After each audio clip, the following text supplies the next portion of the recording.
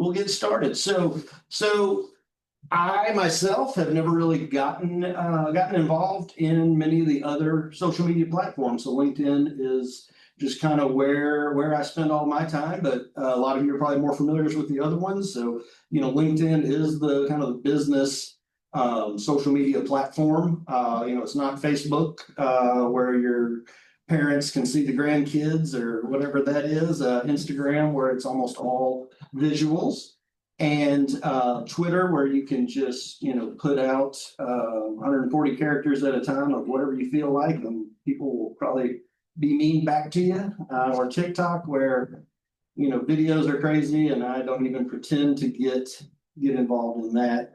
So LinkedIn, like I said, it is a business platform, social media, and over 1 billion people worldwide on the platform. But of those 1 billion people, they say about 1.4% of those people are posting a minimum of once per week. So I mean, there really is an opportunity to engage and get easy visibility, and kind of stand out in the crowd amongst your network, with fairly minimal effort. Only 9% roughly have posted within the last 3 months, right? So the one at the bottom is the one that I always keep in mind. 53% of the people are on there scrolling, reading, but aren't posting, aren't engaging, aren't liking. You'll never know they're there. I always get excited when I see somebody out at an event or something that has never interacted with a post, but they, definitely they'll let me know that they're seeing it, they're reading it, they enjoy it. So, it can be an echo chamber where you're only hearing from the same people in the comments or seeing them in the post, but most everyone in the industry is on there at all levels. So hopefully you guys are not in the bottom. Hopefully you're at least engaging a little bit, but we'll talk about optimizing your profile to start. So hopefully everybody has created a profile. Keep in mind, I don't know, if you're looking at some things, on your desktop, 70% of LinkedIn users are looking on the platform on their mobile.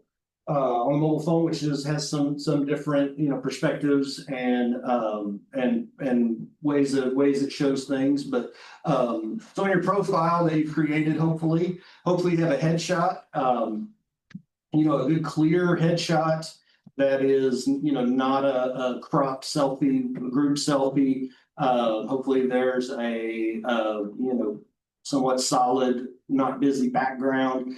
So this is important. You want to have something that becomes your kind of brand. As people are scrolling and seeing your post, it becomes associated with you before they really have a chance to read your name. So make it something that's kind of catching and high impact. The background cover image back there, that's the option. It's a really narrow wide format image that some companies will have a standard company background to put on there. I think that's good if it's effective and everybody's engaging on there. I think it can be a good branding opportunity. But again, your profile page, few people really get on there and look besides recruiters. So just I wouldn't overthink it, but just want to fill out your complete profile. So you got your name, the speaker button down there.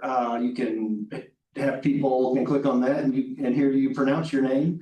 For whatever reason, it could be more important for others, but the checkbox, that's something relatively new that I was not excited about at first, the verification, because it just seems like you're giving all your information everywhere. But then as I heard some people getting locked out of their accounts or whatever, it really does provide some checks and balances that if something does happen, you get hacked or whatever, you can more easily prove that it's you and that they aren't So I did recently go through the verification. Again, I don't think it does anything, except probably gives, LinkedIn my, facial recognition picture. I don't know, but, and then below that, you can add your, experience, your headline. So under your name, you have the opportunity to put, it can be a narrative or bullet points like that, and it can be long or short. That's important, what you have there, that it tells, a little bit about who you are, what you do. And that will show up in searches and things when you're posting, so that little blurb. So make sure again that it's clear and describes you and what you do. You can have fun with it, or it can be, pretty basic, just your title, but and company. And then it gets into things that are more like a resume, which I think is good to fill out. Again, if you're not looking for a job, just so you have it out there, people can see, who you are, what you do, what you're about, what your day job is. Definitely keep it, business related. Definitely want to fill out your experience section, where this can be like your resume. And even if you're not looking for a job, it's just good to kind of set it and forget it. So, if you have your resume, you can put the dates on there, just so again, it's in one place and that moving forward, and you can add things, where side projects or whatever that might be that you're involved in that might be of interest to others. And things like this, people can see it pops up. If somebody searches a former employer, you'll pop up, maybe not at the top of the list, but as somebody that used to work there, so it can help find connections that way. Volunteering, I think, is a great section, so people can kind of see, and maybe there's some crossover that they can again get see you in a different light, and again, maybe they're involved as well, so they can see those connections. The skills section is kind of corny. You can put what you're into from a preset list of buzzwords, and then people can endorse you. Kind of corny, but the publication sections of the profile, it's really cool. And again, so if you are in a article in the business journal or whatever, or you have an online white paper, you can put the link on here, so it just kind of lives there forever. So again, people can see it, but it also reminds you don't have to go looking for it if you want to go check it out, years down the road, it's there and you can remember that easily. So I don't want to spend too much time on the profile there. Just definitely make sure it's filled out. You got a good looking picture. Everything makes sense, not embarrassing, and tells people what you do, who you are. But now if you're, if we're looking at LinkedIn, if you don't have a decent network of people you want to network with, what's the point? So a few things on connections.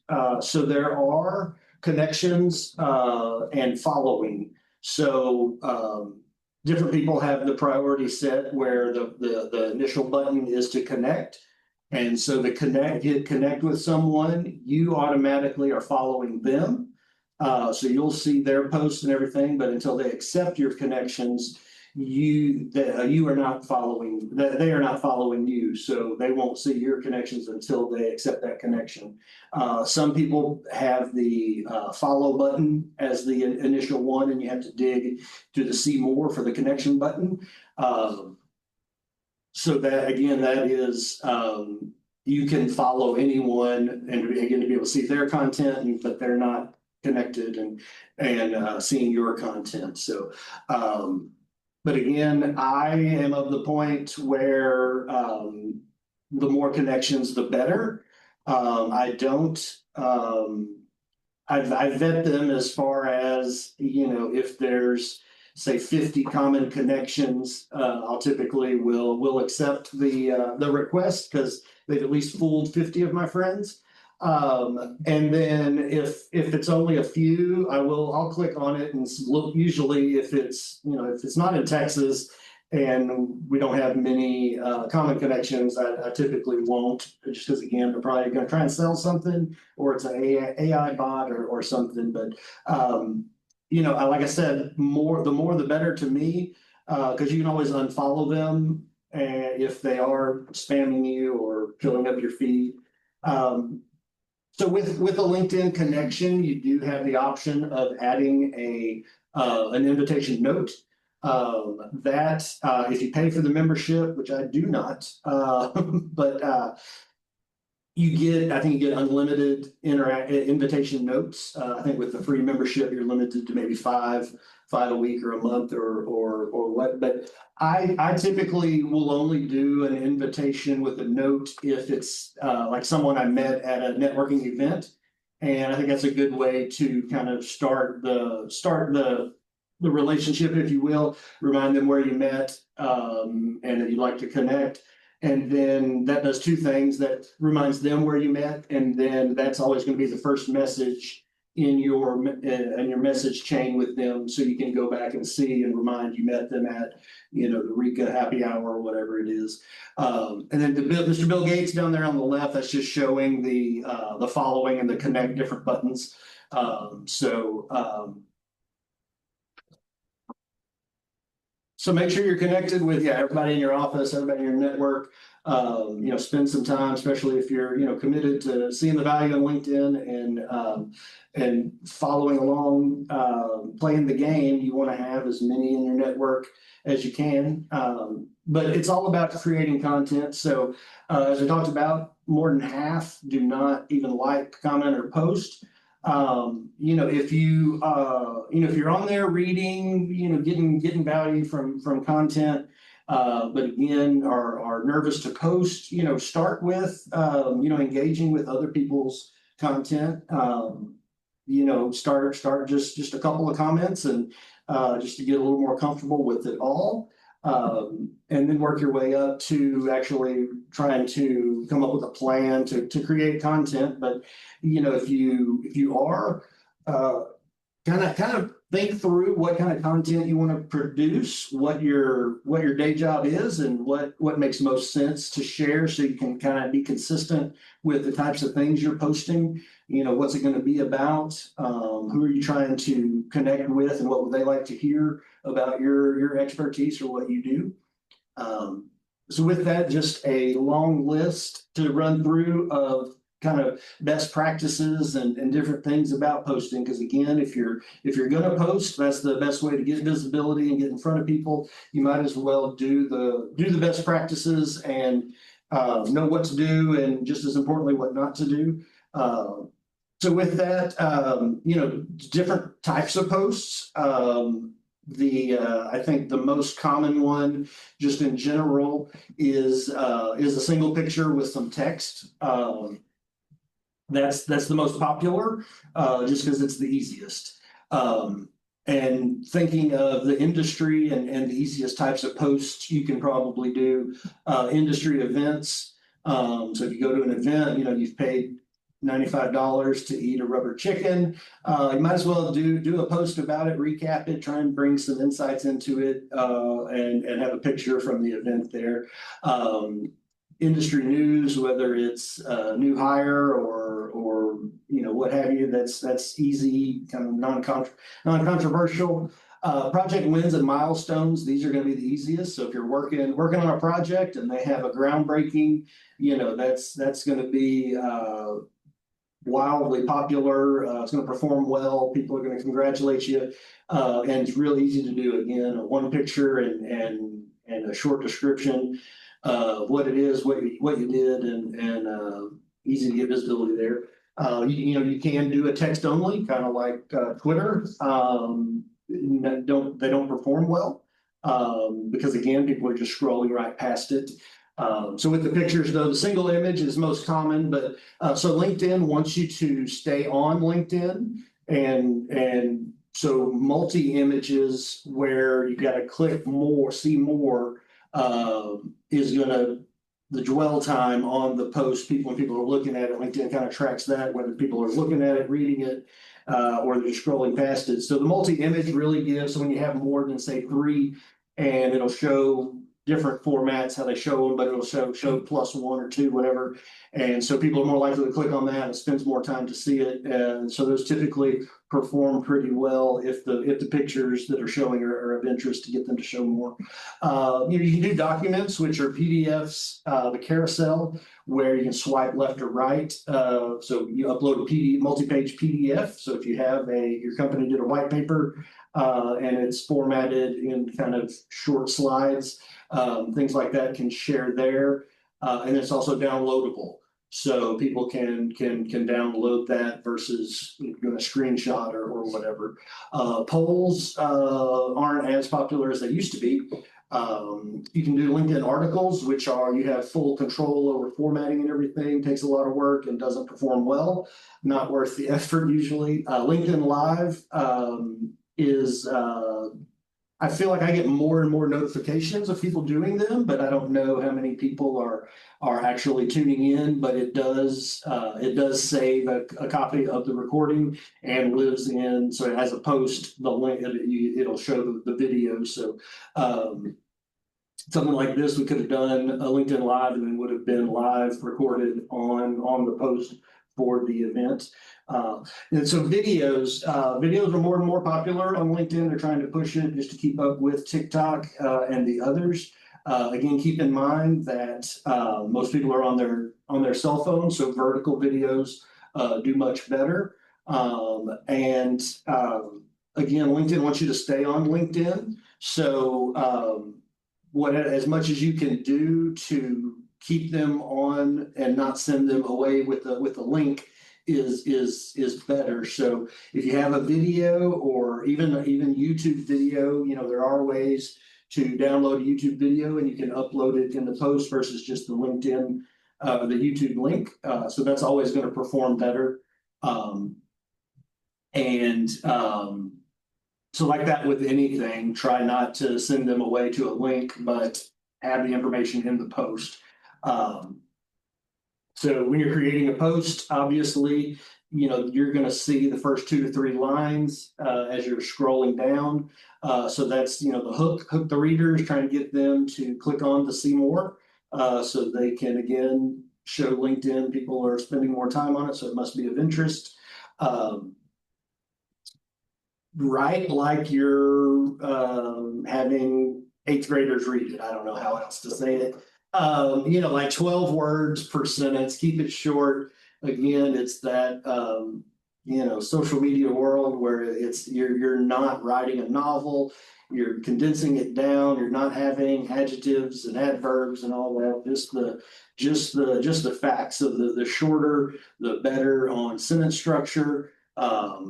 Have white space, so have just a couple, don't have huge paragraphs, have it, or bullet points. That's just going to help, again, people to actually read it.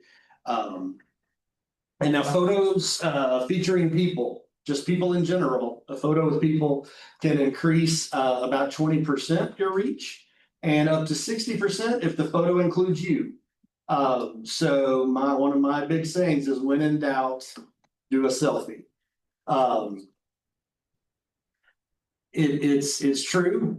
People are more likely to engage with your post if you're in the background taking the selfie of the event versus just a picture of the speakers at the event.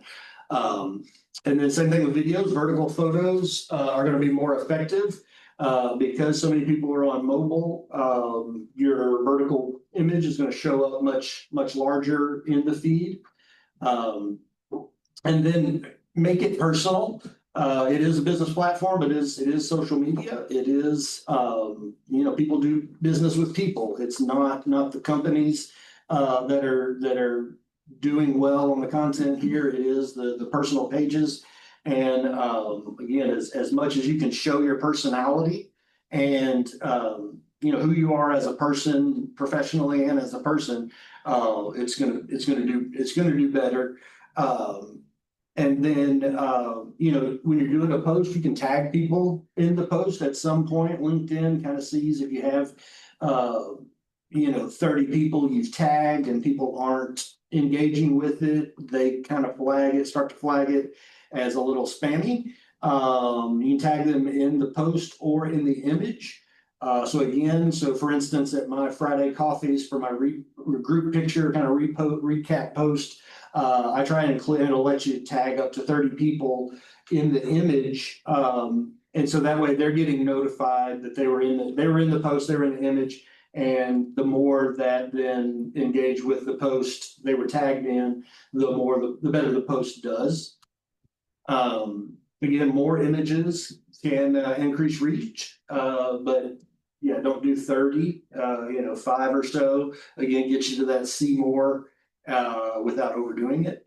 I like to do GIFs, whether they're memes or you can, if you're at an event and doing just a short overview video, you can easily convert that on your phone to a GIF, which then you can then add that to a group of images, whereas you can't do the multiple images with a video.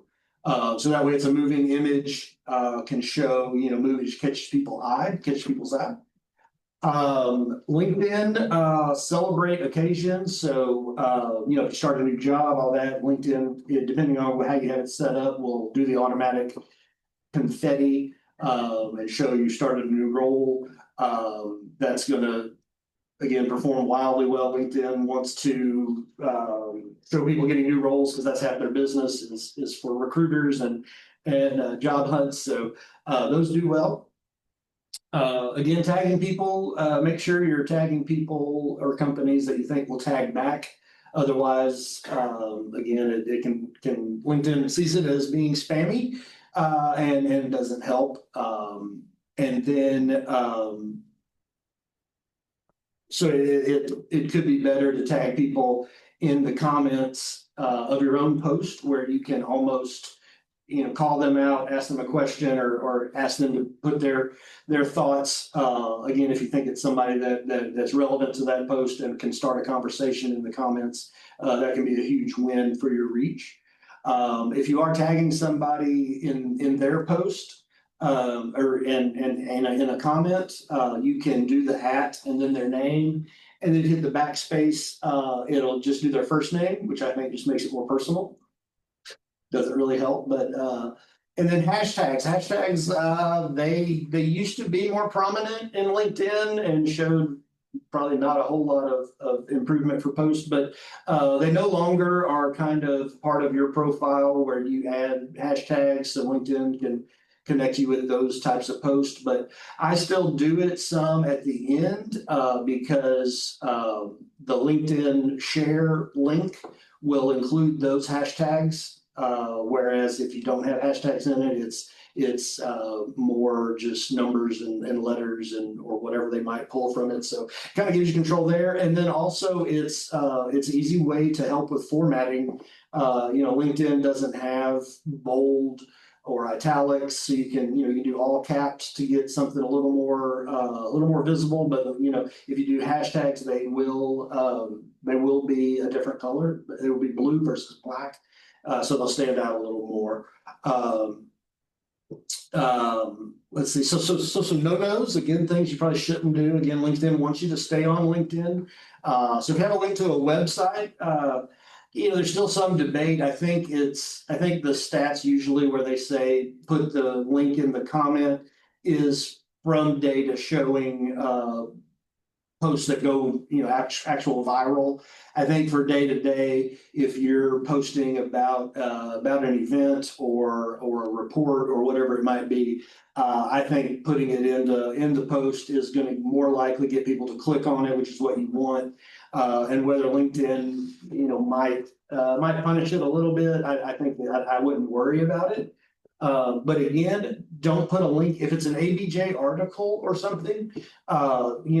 The odds of someone clicking on and going to read the ABJ article is very minimal. So reference it and then give your thoughts on it. Make it your kind of your content.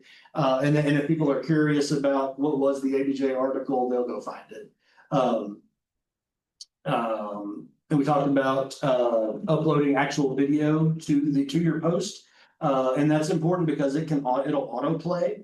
So again, that movement automatically is when you're scrolling, people are more likely to stop and check it out versus a link to a YouTube video. And when you're doing a post, you're going to get the most engagement. LinkedIn's going to show it to more and more people and keep it active longer if people are engaging in the comments. So give them a call to action at the bottom of your post. What are your thoughts on whatever we talked about, or have you seen this type of whatever? Because again, people are more likely to respond if you ask them a question. So that really helps, again, start the conversation at the bottom and then for sure follow up on their comments. And I put this in there just because it's not what I've ever focused on. Is your LinkedIn activity reflecting your company's values? So depending on how much oversight you have, definitely keep that in mind. Other people will see it. If other people in your company higher up are really active and in on LinkedIn, you probably want to keep that in mind. It is your personal account. It is your social media account. But at the end of the day, it is tied to your company through the company, your employment there. So there is that kind of gray area of, it is social media, it is your account. If you leave that company, it's still your account. It doesn't matter if you still have their email or not. But again, at the end of the day, make sure you're behaving. It's one of those do as I say, not as I do tips. And then, as we talked about, you're commenting on someone else's post, always do the tag them at the @ with their name. Because once a post lives on for, half a day, the author of the post is not as likely to get notified that you commented on the post, but they will get notified if you tag them. They were mentioned in their own post. So, and again, just a little tip that, definitely if you're commenting on someone's post, you want to get credit. You interacted with them and posted. So make sure you tag them in there. And then, ideal post length. Longer posts are good for people spending more time on reading your post, and LinkedIn prefers that. But at the end of the day, people have the attention span of goldfish, and short posts are almost always going to do better. If I'm posting about something that I know I think is interesting and there's a lot of information to it, I'll write it, and I know it's not going to perform well, but I think over time, getting it out there, the people that do read it are going to appreciate it and associate you with that type of thing. But just keep in mind, you'll also do a post with a one sentence and a funny meme, and it's going to do way better than something you actually put your time into.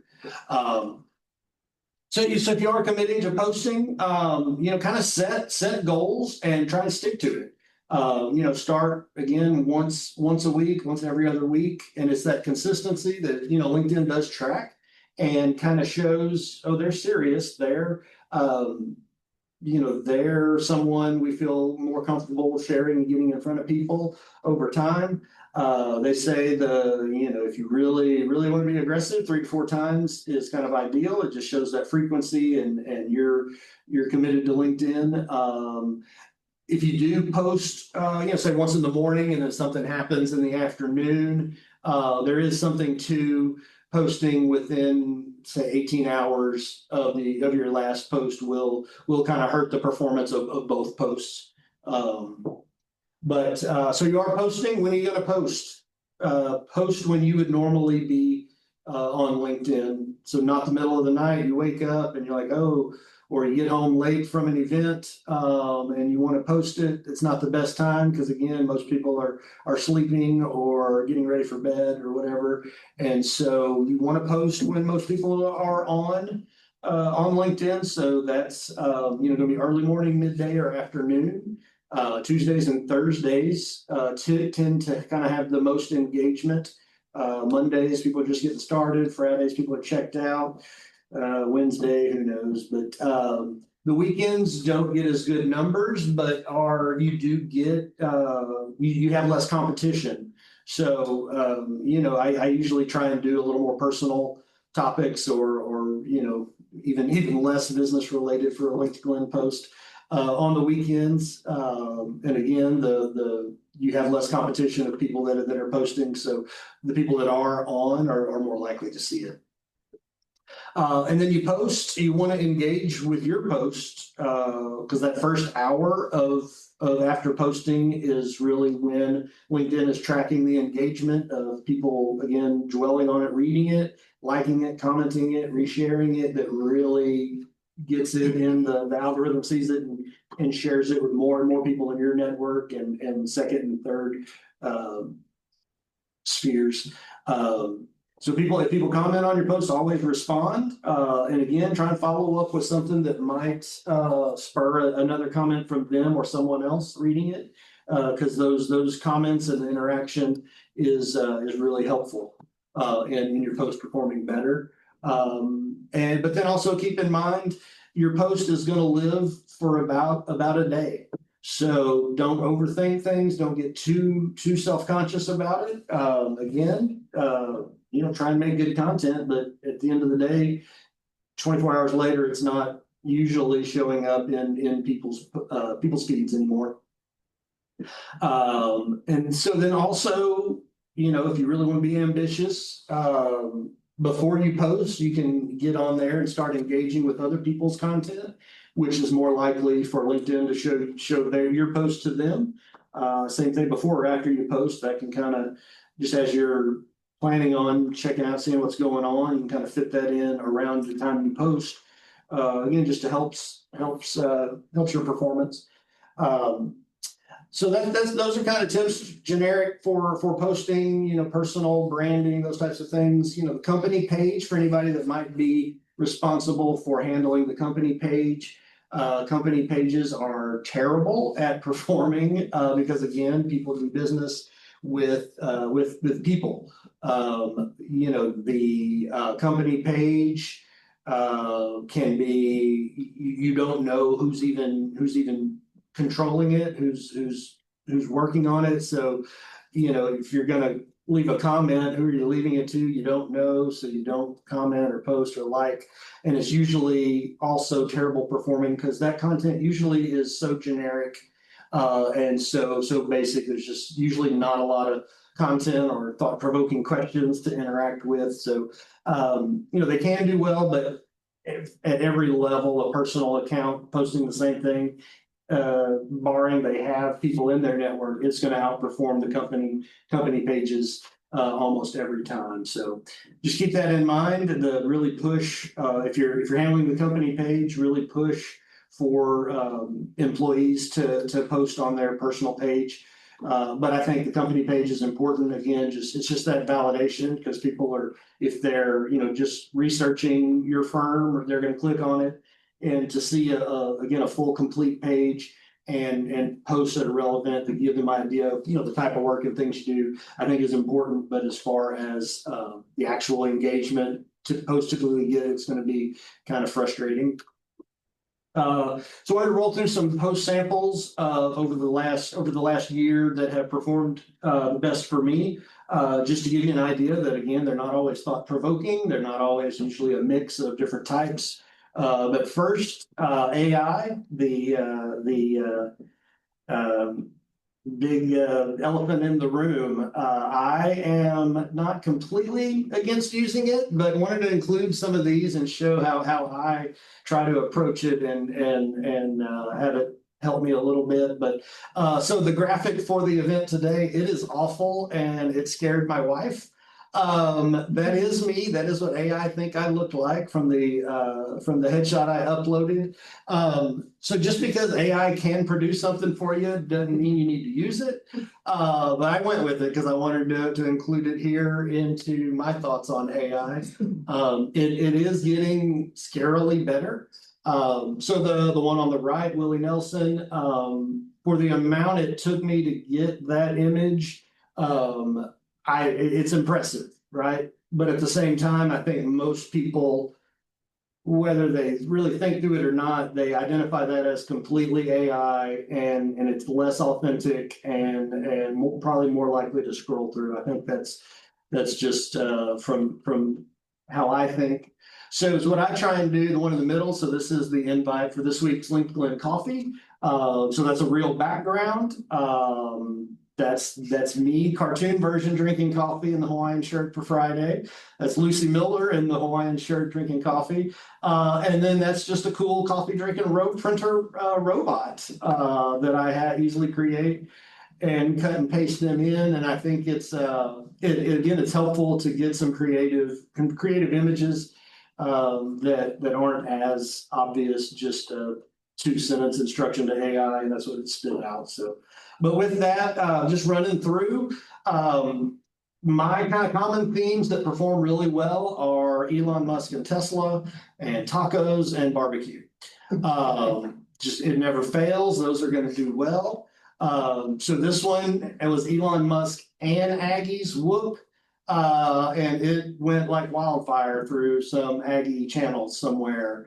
And again, this was noting that A&M was talking with the Boring Company about doing some tunnels under their campus to get people across campus and help with traffic. Again, I don't have a link to the article. I have a quote from the article and kind of my thoughts on it. So one of those, it was easily Googleable if you wanted to read the actual article. But this kind of gave you the highlights and an overview. Again, when you're on LinkedIn, you're not there to do a lot of research, so kind of kept you up to speed on that. This one a recent. Oh, there we go. There we go. Sorry. This one a recent post from the Page Stantec merger. This one I think did well because it was a national story, and because now Page and Stantec have a crap ton of employees that were probably engaging with it.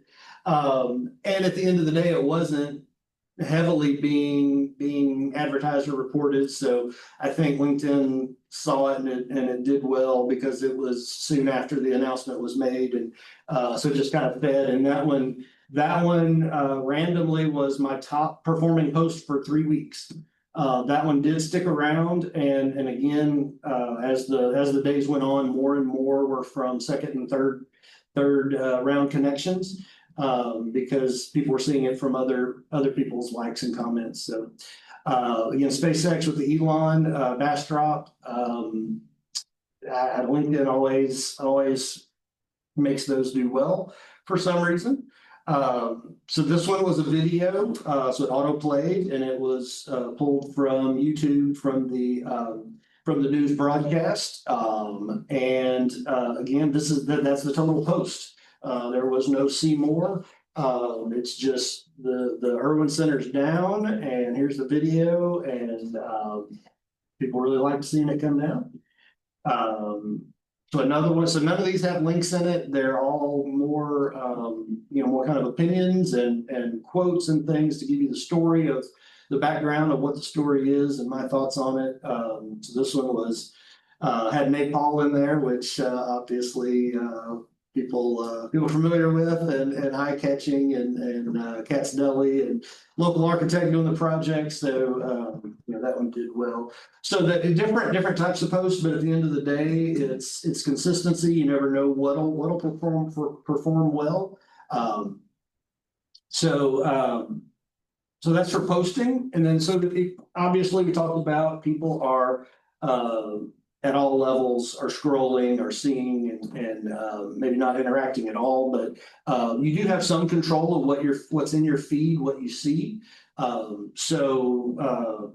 On average, what's in your feed is LinkedIn more and more is starting to show paid ad content, where a company is paying to have their content seen more and more. I don't know how effective that is, kind of in our industry, niched and kind of hyper local. I don't know that I haven't seen a lot of people get a lot of value from that approach. So organic company content, again, that's dismal. So they're saying that's 2% of your feed is an unpaid post from a company. And then so actually, content from top creators that are posting fairly regularly is one of the highest segments.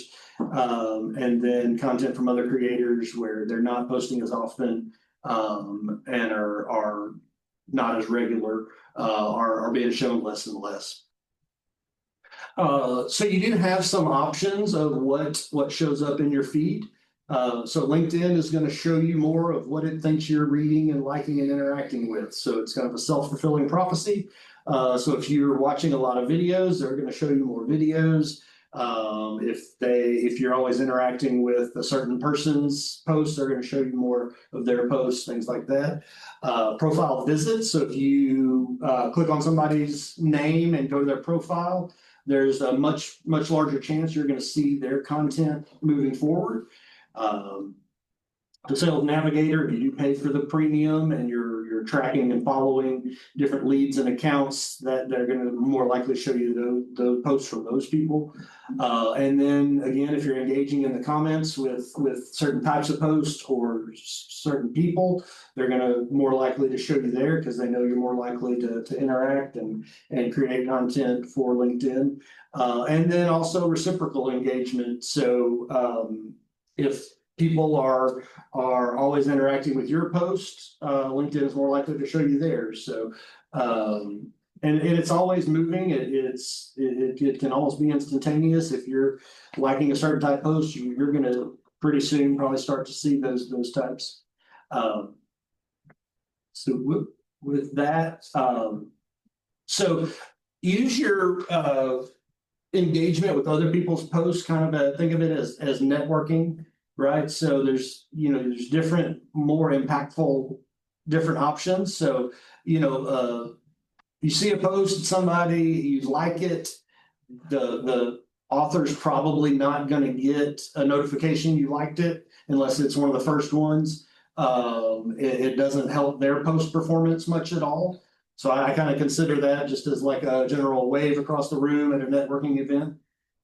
So a short comment, very generic, AI generated, whatever it is, great post. That's just saying hi. It's not going to really help their post performance as much. They might not see it if they're not tagged. And again, it doesn't really add value to the conversation. Some of the more meaningful ones you can do is do a comment with, actual, value add thoughts, questions, more than a couple of words, that starts to help their post and get in front of more people. The repost is one of the biggest things you can do to help someone else's post performance. So you repost without adding comments, because if you do the repost with comments, that then becomes your post and it's not attached to their post any longer. And it just doesn't help their engagement. So the repost keeps it where it's just their post, but more and more people in your network are now going to see it, but they're seeing their post, so it's helping the author. And then the absolute best you can do is to do the repost and do a comment separately. That's really gonna help their post. Some theories that do the most impactful one first. That whichever one you do first gives LinkedIn the credit, or gives them the credit of which one is more impactful and helps their post. So I don't know if that's true or not, but I do it. So again, LinkedIn is watching you, so they're going to show you content similar to what you read, what you do. And if you're in your feed and, for whatever reason, somebody like LinkedGlenn is just really annoying you, you can unfollow them. Please don't unfollow me. But you can unfollow them. They don't get a notification. They're still seeing your content. You just won't see their content in the feed. No harm, no foul. If it's just not something applicable to you and it's filling up your feed, don't hesitate to do it. And then also you can go into your settings. There's two ways that LinkedIn will show your feed as you're scrolling. It defaults to top, which means LinkedIn is thinking what you want to see most. And it can be from today, yesterday, or whenever. You can change that to recent. And so if you're on there as much as I am, you can do the recent, and it's just showing you the most recent posts, so you can kind of catch up, and less likely to miss something. If you're not on there very often, leave it at the top, so it's going to kind of show you the best performing content and things it thinks, for whatever reason you want to see. Also keep in mind that if you do connect with somebody at an event that's you really are excited to connect with, that could be a real meaningful connection. Just keep in mind, once they accept your connection, they are more likely to see your content for about 2 weeks as a new connection. So you can play that in your strategy that okay, if they connect, I'm going to post something more targeted towards what they do or what I want them to associate me with, and they're more likely to see it. All of this is helpful for higher profile people that are actually on LinkedIn. It's a great way to get in front of them and interact and build start a relationship, if you will, with them.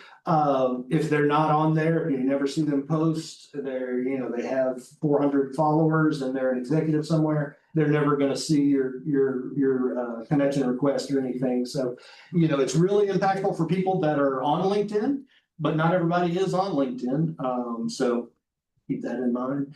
Hashtags we talked about earlier, just using them again for, I think, bold text for keywords in a post, I think is impactful.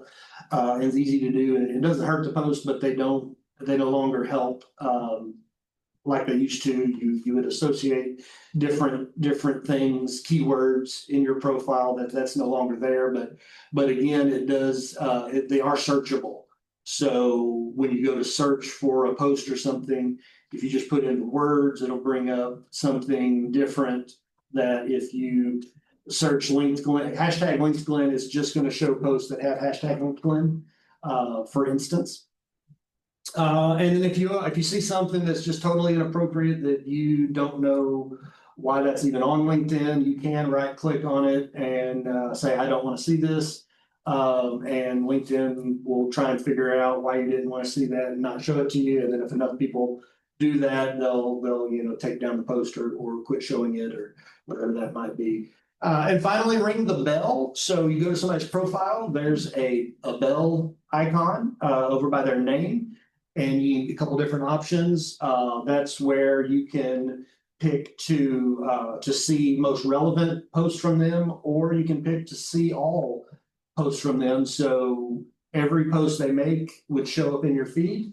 So if it's somebody, again, that you trying to do business with, that's posting, that you really want to stay up to date on, whatever it is, click that. And again, you're going to see all their content, versus the only the ones LinkedIn thinks you want to see.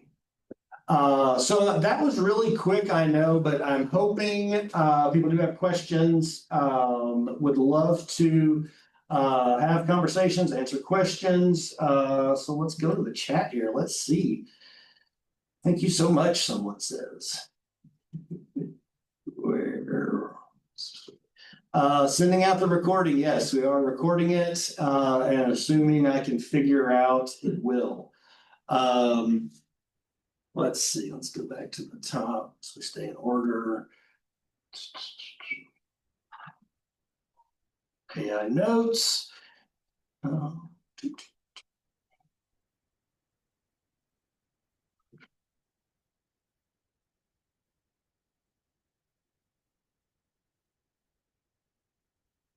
We speak in the purpose of regular posting. So yeah, so regular posting, again, that LinkedIn does track it, and they're more likely to show your content if you are regularly posting and thought of as a thought leader on whatever the topic is, or so it has a lot of information. LinkedIn algorithm has a lot of information on you.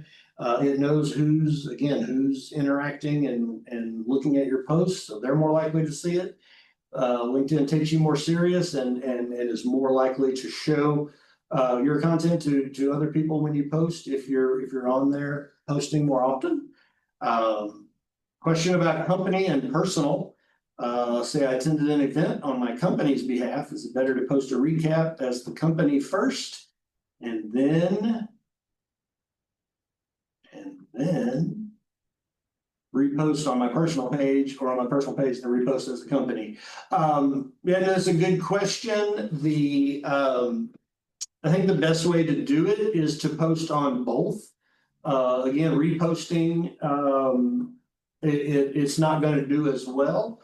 So if you do, you do a personal post recapping the event you went to on the company's behalf, that's going to perform the best. Your company page, reposting it will add it to the company's feed. So if in the future, somebody goes to the company's page and is looking through their feed, their post history, it'll show up in there, but it's not going to really add much to your post. So the best way to do it is to have two different posts with kind of different formatting, and the personal one being more personal from your experience going, whereas the company one is, LinkedGlenn was excited to attend, or whatever AI generated text people usually put for going to an event. So I think posting both separately with different content is the best way to do it. Regarding tagging, Scott Francis asks, how does it treat tagging companies versus people? So tagging companies, I don't think it'll penalize you, again, unless you're tagging 50 different people.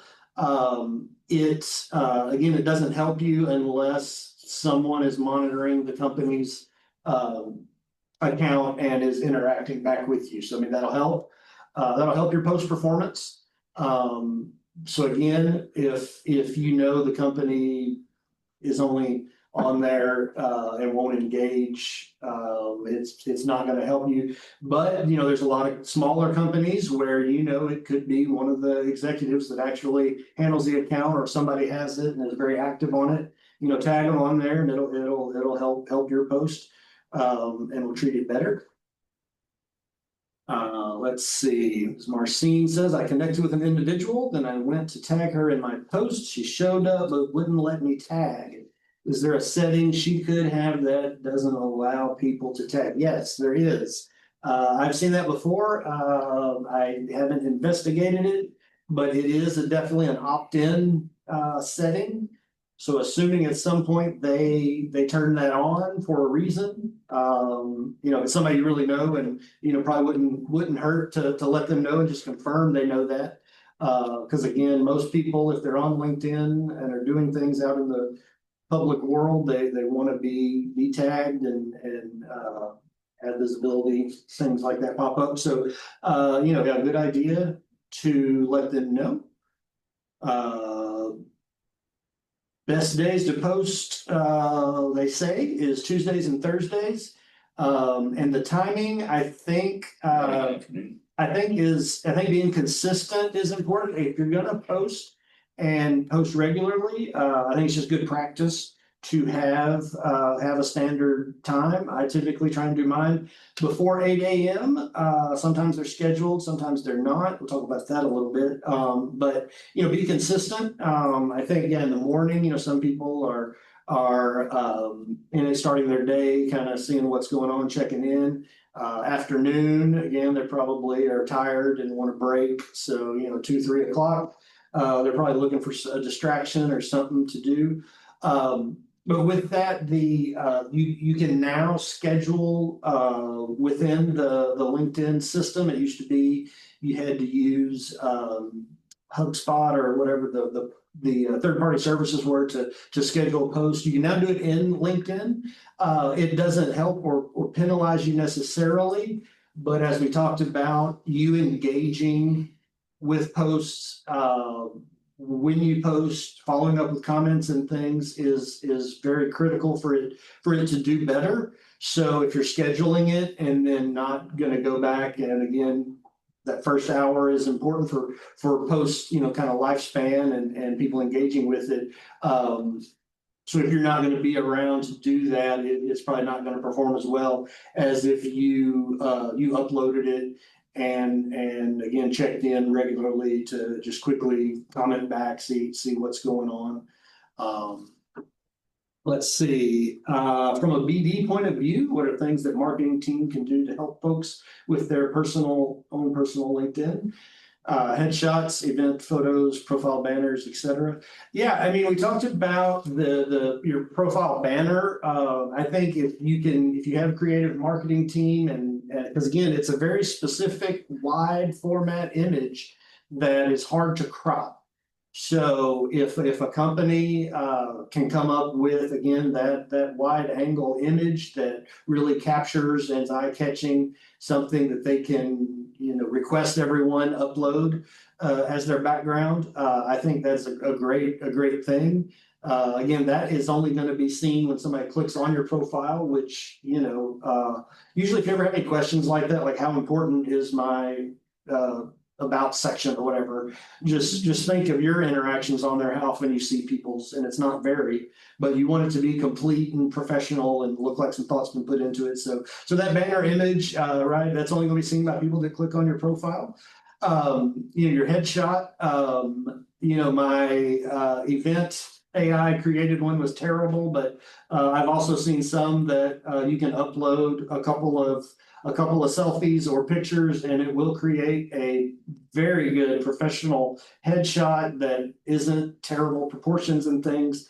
That I think if your company doesn't have a standard headshot photographer, I think that's a great option to try out. What else? I mean, event photos. If you're BD, you should be taking them your own at the events.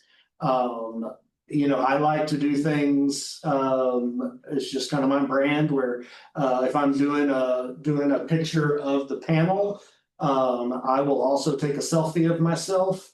And then just on my phone now is you can create a sticker from your selfie that you can then add into the image of the panel in the background.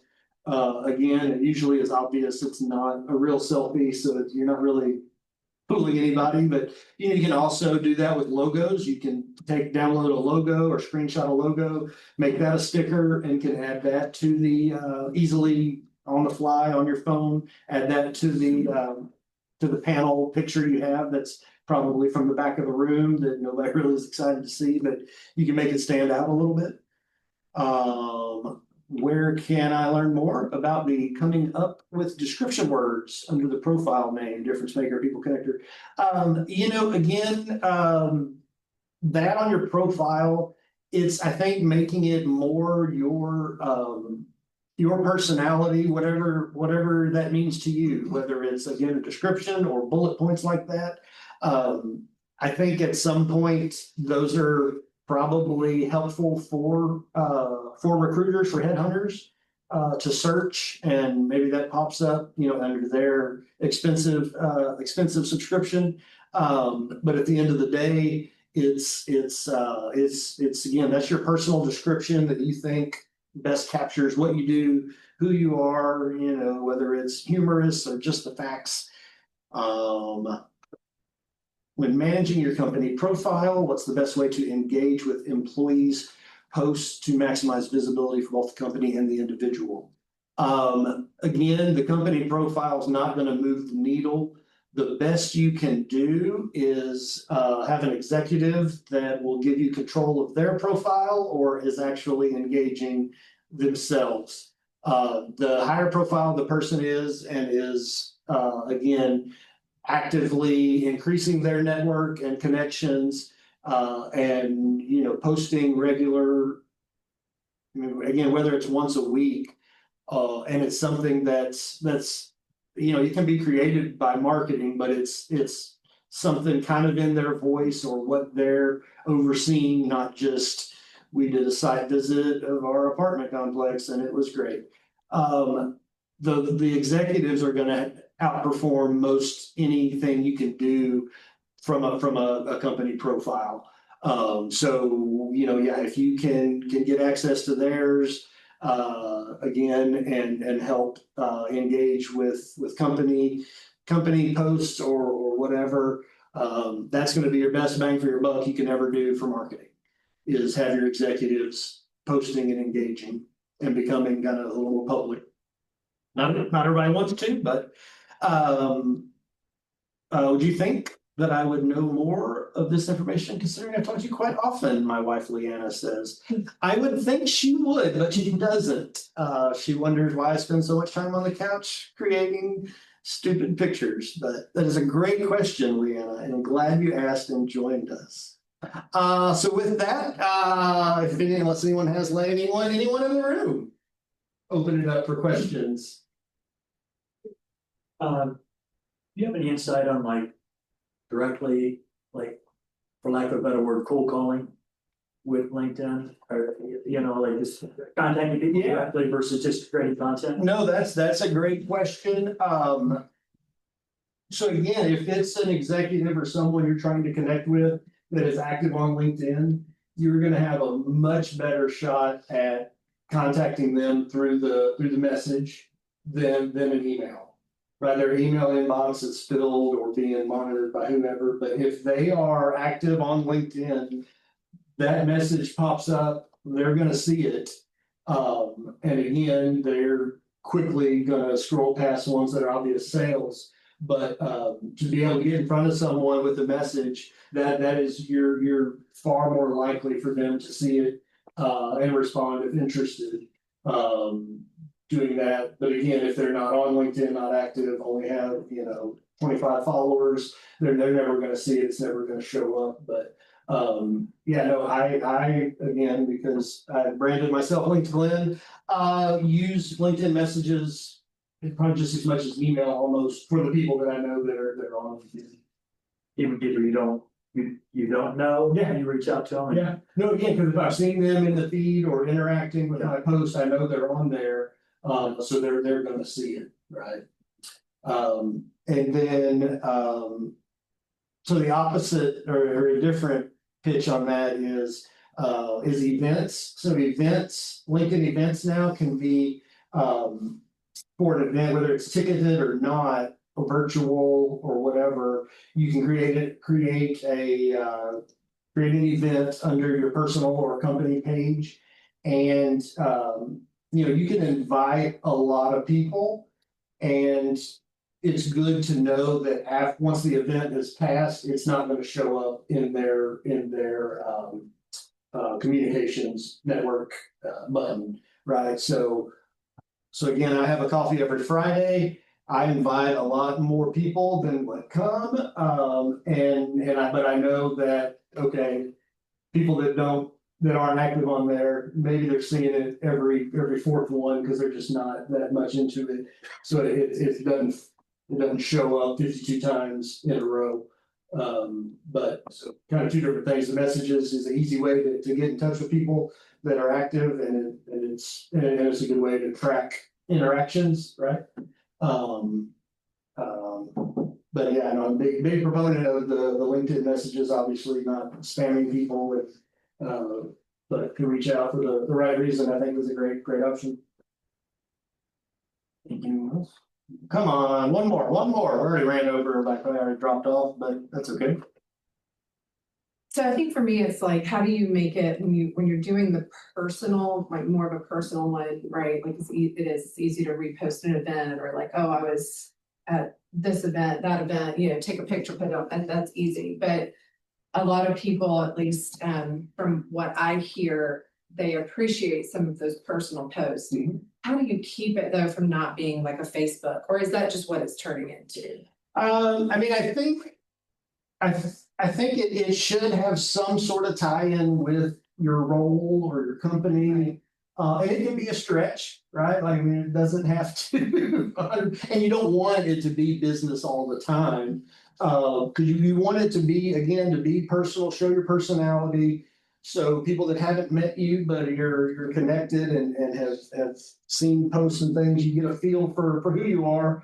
you know, what you're about, and your personality. So you know, you don't want to put the kids' graduation pictures on there unless there is some sort of business lesson, right? I mean, there could be an incredible tree in the background of the graduation picture, right? And then that definitely will perform well because again, it's personal, it's family, and again, has some sort of relationship to what you do and what your role is. So I mean, I wouldn't make it again, and that's where the, you know, posting on the weekend, I think frees it up to be a little more personal. Maybe it's what you're doing, maybe it's just, you know, a really great event that's not business related, but that you went to in Georgetown or whatever, and just kind of shows what you're doing on the weekend in your community, you know, kind of shows where you live. You know, I think that's more than acceptable and probably gonna do well. All right, anyone else? Anyone else? I got all day. I got all day. Laurel says, make LinkedIn weirder. Absolutely. I'm all about for making LinkedIn weirder and making LinkedIn great again. I don't know that it was ever great, but So when you're doing a post and tagging people, you would tag them in the comments. I mean, I If your think post, if they're in the picture, I would tag them in the picture. That way they get notified, but no one else really sees it. I think tagging in the comments, tagging people in the comments individually, is good, right? So if you're doing a post about XYZ and you know a connection of yours is the expert on that, you can then tag them in the comment and ask their opinion, or, you know, try and get a conversation started. Otherwise, you know, I think I don't know how much it helps, except for the people that you tag that will then engage with it, right? Which is not going to be everyone. So if you're tagging a lot of people and only 4 of them respond, LinkedIn probably is going to penalize that a little bit. And you know, over time, who would interact and who, so tagging them, I think is good if you know, related to them or something they would want to see, and you feel pretty good they're going to respond, comment, like. I think it's good. All right. Well, fantastic. Thanks for everyone for joining online in person. I'm sure we'll chat a little more in person. Everyone will miss it, but thanks for doing it. I'm glad everybody was able to join. I will try and figure out how to download and share the recording. I'm sure it's possible. I might have to ask my 10th grader, but we'll get it done. All right. Thanks, everyone.